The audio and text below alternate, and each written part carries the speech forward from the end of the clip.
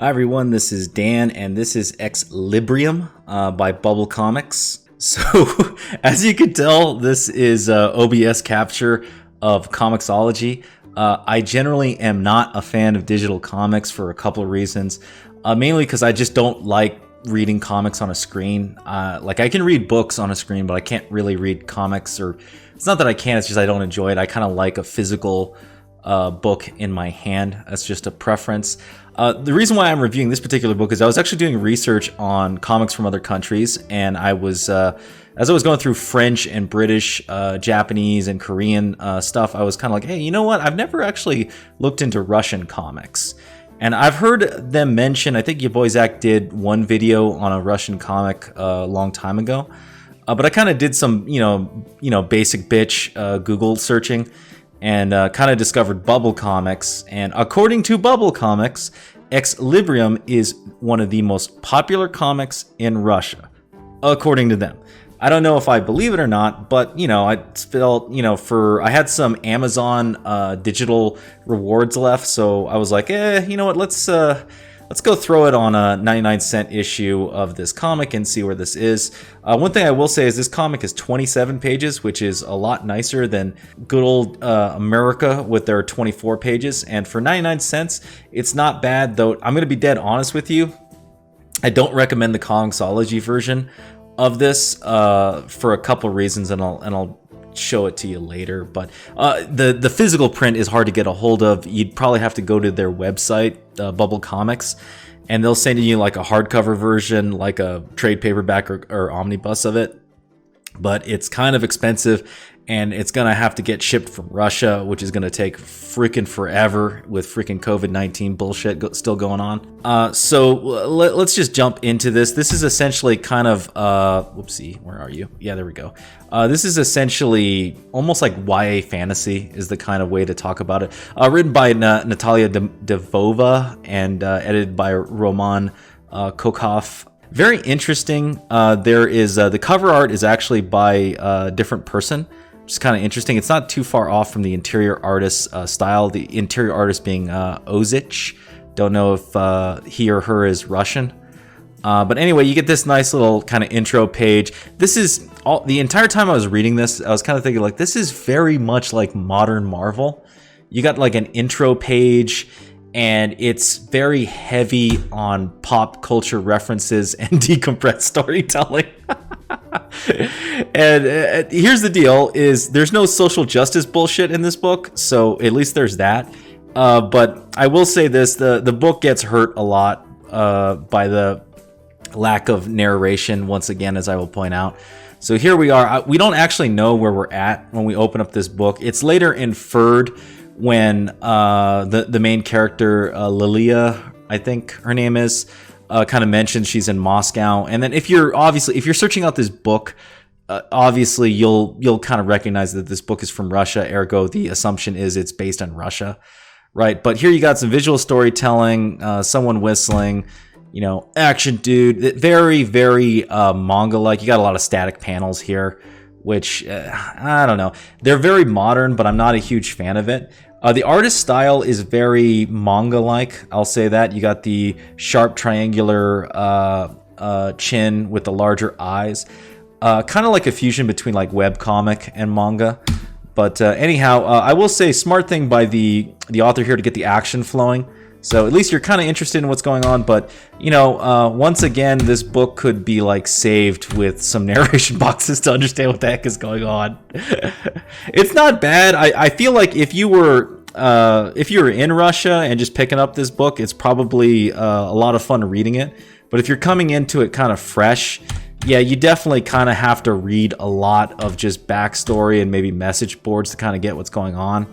And again, I'm not a huge fan of that style of storytelling. I just think it's kind of like, it's just not a complete job. That being said, art's pretty good. I do like how there's a lot more rendered backgrounds, except like in this elevator, which is fine. The artist and the storyteller here to kind of take advantage of the background to what we're going. Anyway, let's jump ahead. some pages.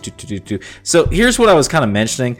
It's a very YA element, not just because the protagonist is a young girl, teenager, Lilia Romanova, but also you get a ton of pop culture references. And you know what's kind of funny is it's a lot of Western pop culture references, which is really interesting. So like this is Mass Effect, and she makes a lot of mentions to like superheroes. So you got Disney princesses, Captain Ahab, superheroes, spaceships, a lot of Star Wars and Star Trek kind of tropes, I guess you could say, right? And there is a little bit of kind of LOL so random, not really LOL so random, like in the way your boy Zach kind of throws it, but kind of like, yeah, this is something for like young women or girls or something to kind of read. But anyway, let me get to the end right here. I do like the illustration at the end. There's a lot of just, you know what it kind of reminds me of? It reminds me of Nora Saga in a way, a lot of the premise. In fact, other than her not getting transported to some random world, which, I don't know, looking at the way this is going, that might actually happen with this story. I'm not sure. If I was to continue this, I'd probably pick up a trade paperback because I don't like Comixology. I'll do a few more reviews on this website, but it's not my favorite. Physical books are definitely the way to go for me, anyway. But I love this final illustration right here is pretty cool. That's actually a good, like the artist here kind of saves this issue with this art right here and kind of makes me intrigued to figure out what happens before.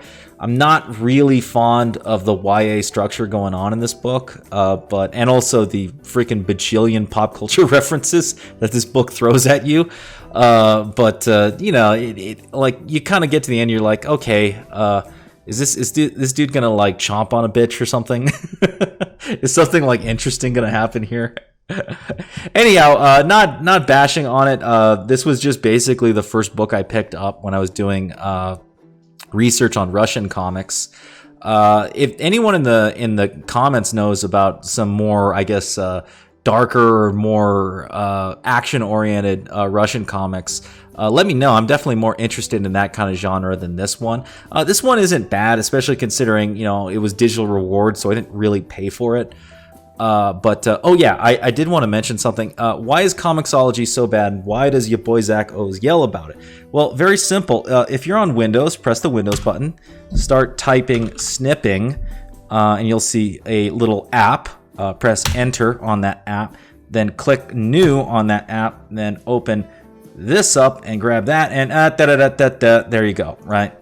I don't really need to explain the problem here. I think it's self-evident, and what I just did in about 2 seconds, and it's not very difficult to do to any page of this thing, which is pretty, like, honestly kind of depressing, not gonna lie.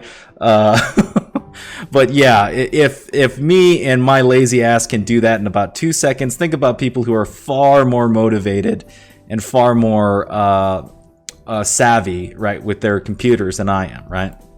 So yeah, Comixology is without a doubt a pathway to piracy. You know, again, you know, if you are pirating comics, I'm not going to judge you. You know, I get it, right?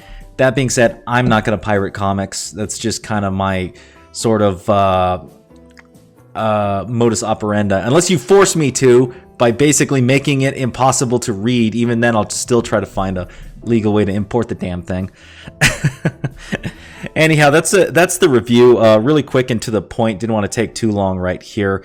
If you like this video, please hit the thumbs up. Subscribe if you haven't subscribed. Check to see if you're still subscribed, because YouTube's pulling some weird shit lately. If you got any comments about Exlibrium or Russian comics, leave it down below. And I will see you next time.